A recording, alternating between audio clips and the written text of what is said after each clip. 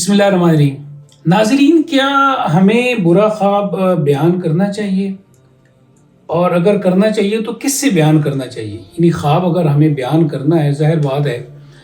خواب آتے ہیں اور خواب اس کی تعبیر بھی پوچھی جاتی ہے، اور یہ بات ثابت ہے کہ تعبیر جو ہے وہ پوچھنی بھی چاہیے، لیکن کس سے پوچھنی چاہیے؟ ایک بات تو یاد رکھیں کہ اگر کوئی برا خواب آئے تو وہ بیان نہیں کرنا چاہیے، بلکہ اس کے بارے میں حکم یہ ہے کہ جیسے ہی اگر کوئی برا خواب آتا ہے تو آپ اپنی کروٹ جو ہے اس کو بدل لیں، اور اس کے بعد بائیں طرف اگر پھونک مار دیں یا تھوک پھینک دیں 2-3 مرتبہ،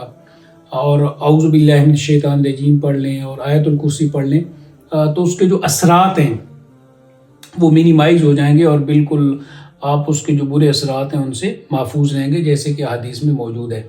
اسی طرح آپ علیہ السلام کی ایک بڑی خوبصورت حدیث ہے کہ حضور نے فرمایا کہ جب تک خواب بیان نہ کیا جائے تو وہ پرندے کے پاؤں کے ساتھ معلق رہتا ہے، یعنی ایک تعبیر ہے، ایک استعارہ ہے، اور گویا کہ جب بیان کر دیا جائے تو وہ واقع ہو جاتا ہے۔ اب یہ بات برے خواب کے حوالے سے ہے، یعنی برا خواب جو ہے تو اس کو اس طرح کسی کے سامنے بیان نہیں کرنا چاہیے۔ ہاں، تجسس ہے کہ ضرور اس کی تعبیر جو ہے وہ پوچھنی ہے، تو پھر یہ کرنا چاہیے کہ آپ علیہ السلام نے فرمایا کہ آپ کسی کے سامنے خواب ایسا جو برا ہے وہ بیان نہ کریں، الا حبیبا او لبیبا، یعنی یا تو وہ آپ کا بہت اچھا کوئی دوست ہے اور یا عالم دین ہے، اور آپ کو اس پر اعتماد ہے کہ جو خواب آپ کو آئی ہے تو وہ خواب ڈیفینیٹلی آگے کسی کو بیان بھی نہیں کرے گا، اور اس کی تعبیر بھی وہ درست طریقے سے بیان کر سکتا ہے۔ تو اس لیے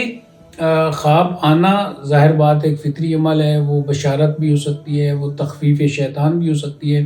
شیطان کا انکار بھی ہو سکتا ہے، وہ دماغ کی ورکنگ حدیث نفس بھی ہو سکتی ہے۔ تو اس میں جو احتیاط ہے کہ برا خواب جو ہے اس کو بیان نہ کیا جائے، اور اگر آئے تو پھر کیا کرنا چاہیے؟ کروٹ بدل لیں، آیت الکرسی پڑھیں، بائیں طرف تھوک دیں، اور یہ اگر ساری ضروری احتیاطیں ہم کر لیں، اور پھر ایک بڑی اہم احتیاط یہ ہے، اور جو ایک سنت عمل ہے کہ ہمیں کرنا بھی چاہیے، کہ ہمیں رات سوتے ہوئے ہی آیت الکرسی پڑھنی چاہیے، اور ہمیں آخری جو 2 کل ہیں ان کو بھی پڑھنا چاہیے، اور سورہ بقرہ کی